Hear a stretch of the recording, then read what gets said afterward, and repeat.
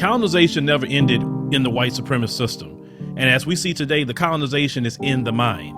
Now, those who have been enslaved and those who have been colonized, we're still dealing with the remnants of that through the colonization of the mind. Pick up my book, 7 Steps to Decolonize the Mind, and we will help deprogram you from the colonization that was put upon you by generations and generations of white supremacy. You can pick it up today on Amazon.com.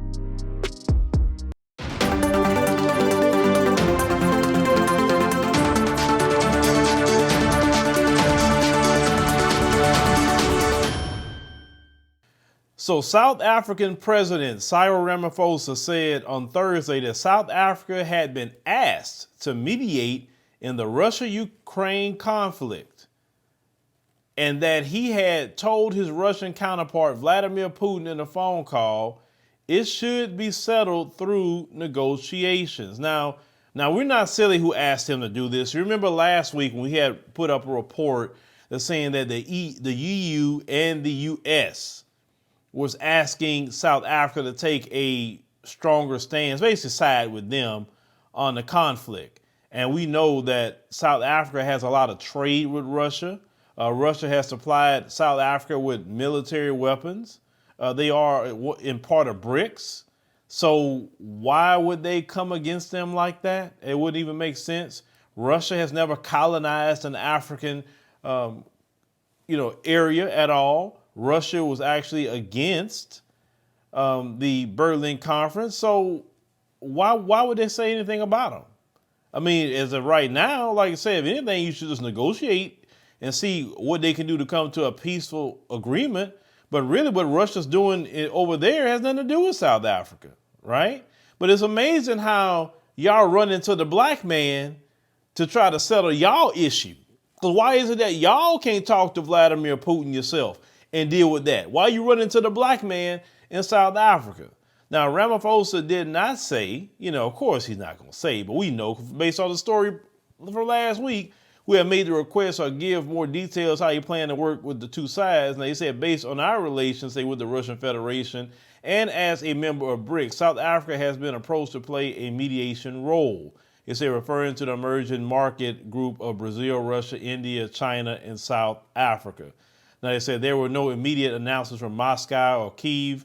It's a confirming South Africa's roles in talks between Ukraine and Russia's foreign ministers on Thursday failed to bring any respite in the conflict. It says hundreds of thousands of civilians remain trapped in Ukraine cities, sheltering from Russia air raids and shelling. Now, South Africa's ruling African National Congress has strong historical ties to the former Soviet Union, which provided training and support to anti-apartheid activists during the Cold War era. Now, South Africa has also tended to punch above its weight diplomatically since its relatively peaceful transition to democracy in 1994. Now, Ramaphosa said in a statement on his LinkedIn page, he talked with Putin by phone. He said, I outlined our position on the conflict, he said. He said, as well as I believe that the conflict should be resolved through mediation and negotiation between the two parties, and if need be, with the help of agencies that can help, according to the president, Cyril Ramaphosa of South Africa. Now, okay, so he talked to him. I think he's done enough. He's done enough.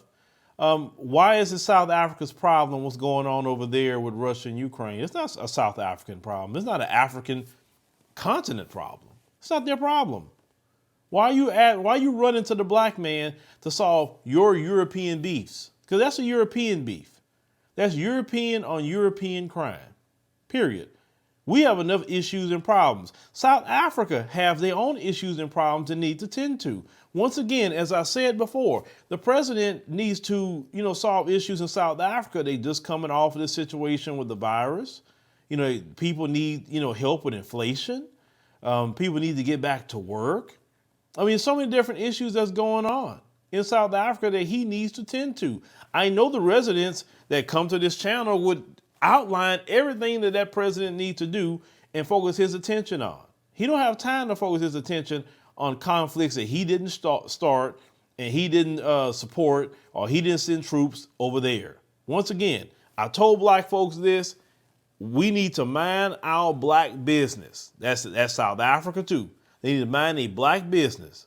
It has nothing to do with them. What Putin is doing over there in Ukraine, that's their situation. Now, all this stuff that's coming out, well, Putin said that he is, trying to denazify, Ukraine, and all this stuff is starting to come out about all these Nazis in the army and all the different things about these Nazis is coming out. And so they say, well, Putin seems like he was right about that one.